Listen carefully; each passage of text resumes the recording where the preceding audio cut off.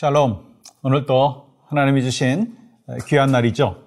여러분과 저의 삶 가운데 복된 귀한 삶이 있기를 원하고 승리의 삶이 있기를 간절히 소망합니다. 먼저 찬양으로 영광 올려드립니다. 찬송가 289장 주 예수 내 맘에 들어와 함께 찬양하겠습니다.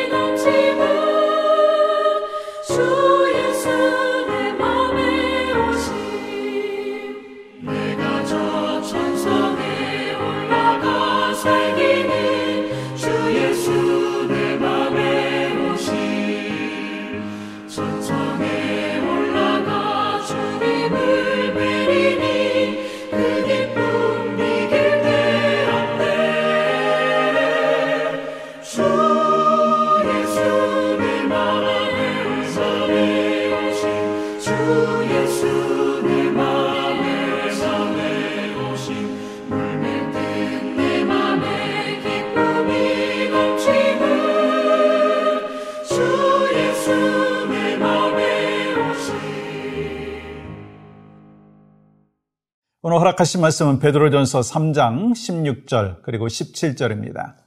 선한 양심을 가지라. 이는 그리스도 안에 있는 너희의 선행을 욕하는 자들로 그 비방하는 일에 부끄러움을 당하게 하려 함이라. 선을 행함으로 고난받는 것이 하나님의 뜻일진데 악을 행함으로 고난받는 것보다 나으리라. 아멘. 여러분과 저에게 있어서 소망하는 것이 있어요. 뭐죠? 많은 것이 있지만 복을 받기를 원합니다. 그리고 그 복은 그 고난이 아니라 기쁨과 평안 가운데 살아가는 것이에요. 근데 문제가 뭔가요? 우리가 그렇게 소망하는 고난이 없고 비바람이 없는 인생은 아무도 없다는 거예요. 또한 이 땅에 사는 동안에 그 수많은 인생의 파도가 민물처럼 들어왔다가 또한 썰물처럼 사라지곤 하는 것이 우리 인생의 여정이죠.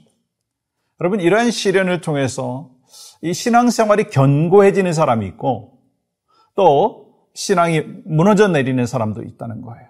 그럼 여러분은 어떤 쪽에 속하십니까? 여러분, 우리가 고난 속에서도 승리의 삶을 살기 위해서 꼭 필요한 게 뭐냐면 어저께는요, 우리가 같이 나눴듯이 무엇이었습니까?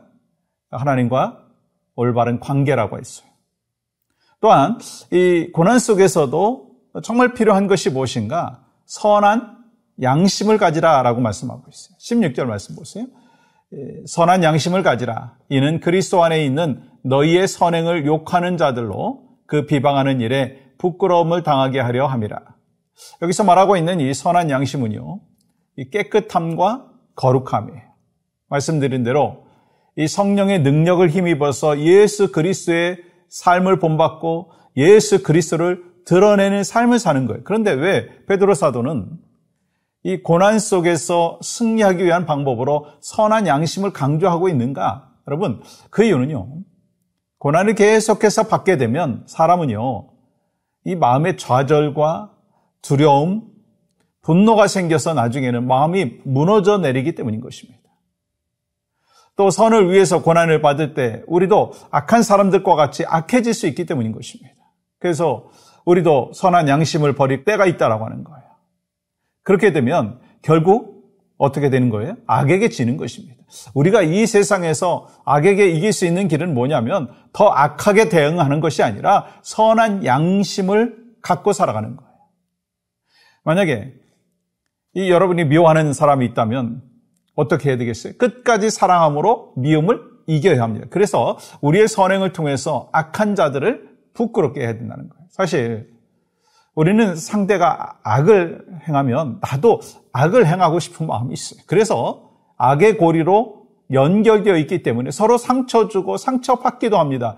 이것이 세상의 법칙이에요. 근데 여러분, 신앙인은요, 그 악의 고리를 끊어야 될 책임이 있다는 거예요. 악의 선으로 가품으로 끊어야 한다는 거예요.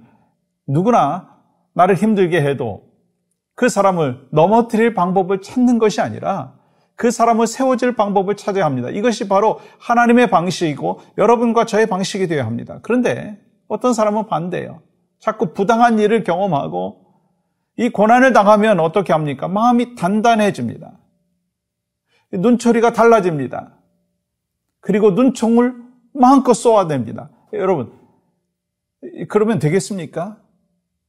어떤 분들은요, 그래, 당신이 이렇게 나를 대한단 말이야? 나도 반드시 몇 배로 갚아주겠다. 이를 갑니다. 망하는 것이죠. 여러분, 이 하나님은 이것을 아셨기 때문에 오늘 우리에게 이 명령을 주시는 거예요. 부당한 일, 고난을 당할 때 우리가 조심해야 될 것이 무엇인가? 하나님이 주신 선한 양심을 반드시 지켜야 된다는 거예요. 마음을 정결하라라고 말씀하는 거예요. 우리의 양심을 더욱 부드럽게 하라 말씀하는 거예요. 더욱 의의 길을 걸어가라 말씀하시는 거예요. 베드로 사도는 왜 그러면 우리가 이렇게 살아야 되는지를 말하고 있죠. 17절 말씀 볼까요? 선을 행함으로 고난받는 것이 하나님의 뜻일진데 악을 행함으로 고난받는 것보다 나으니라. 그렇습니다. 결과는요. 누구에게 맡기라는 거예요? 하나님께 모두 맡기라는 거예요. 저 사람은 악을 행하고 저렇게 부자가 되고 부당한 일을 해서 저렇게 잘 살아가는데 안 되겠다. 예배는 예배고 신앙생활은 신앙생활이니 너도 한번 당해봐야 되지 않겠는가. 악을 악으로 갚아야 된다 하면서 많은 사람들이 그 길을 걸어가고 있다라고 하는 거예요. 근데 여러분 어떤 길을 걸어가고 계십니까? 주님은 어떤 길을 걸어가라고 말씀하고 있습니까? 여러분 베드로는요. 3년간이나 예수님을 따라다녔어요. 그러다가 어떻게 되었어요? 예수님 배반했어요. 예수님이 붙잡힘을 받을 때 자기만 살겠다고 달아났습니다. 또 예수는 나와 상관없는 자라고 3번이나 부인했어요. 저주도 했어요. 여러분, 이런 배은망덕한 사람이 어디 있겠습니까? 아니, 3년간 예수님은 베드로를 얼마나 아끼셨어요. 그런데도 베드로는 위험한 상황이 되었으니까 막 쉽게 배신하는 거예요. 그럼에도 불구하고 예수님 어떻게 하셨어요? 이 베드로의 자존심을 전혀 상하지 않도록 배려하시고 관계를 어떻게 하셨어요? 회복하셨어요. 어떻게 해요? 너 그럴 줄 알았다. 너가 그렇게 배신할 줄 알았다. 그렇게 얘기했나요? 뭐 어떻게 인간이 그러냐? 이 천하의 배신자야. 그렇게 말씀하셨나요? 아니었어요. 네가 나를 사랑하느냐? 네가 나를 사랑하느냐? 네가 나를 사랑하느냐?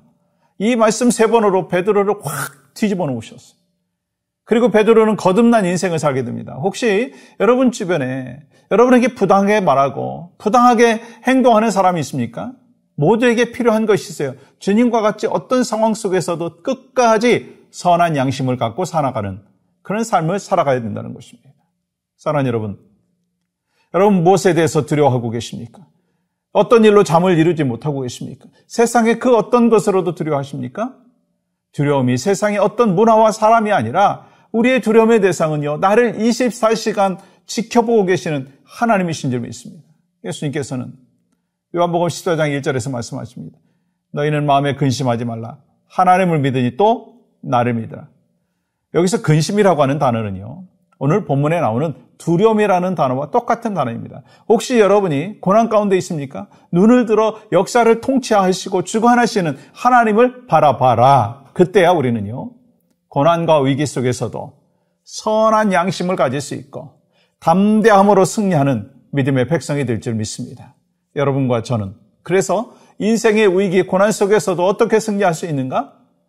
어저께 나눴듯이 바른 하나님과의 관계를 갖고 또한 선한 양심을 갖고 또 하나님께서 24시간 나를 지켜보시는 것이라고 하는 것을 확신하면서 주 안에서 살아가시는, 그래서 결국 고난 속에서도 승리하시는 믿음의 역사가 있기를 간절히 소망합니다. 또 함께 기도하며 나가기를 원하는 제목이 있습니다. 이 동성애의 문제로 치열한 영적 전쟁 중인 각 교단과 교회들이 선한 양심을 갖고 담대하게 하여 주시옵소서. 미국과 한국의 영적인 지도자들이 선한 양심을 갖고 하나님의 말씀을 담대히 선포하게 하여 주시옵소서. 기도하겠습니다. 하나님, 오늘 또 살아서 역사하시는 하나님, 온 세상이 죄와 악으로 뒤덮여 있다 한다 할지라도 하나님께서 믿음의 백성들, 남은 자를 통해서 변화시키고 선한 양심을 갖고 살아갈 때 하나님께서 결국 하나님의 복음이 놀라우신 신실하신 역사하심이 승리하게 되는 줄 믿습니다. 그 믿음 안에서 오늘 또 살아가는 우리 모두가 되어질 수 있도록 은혜를 베풀어 주시옵소서. 예수님의 이름으로 기도합니다. 아멘.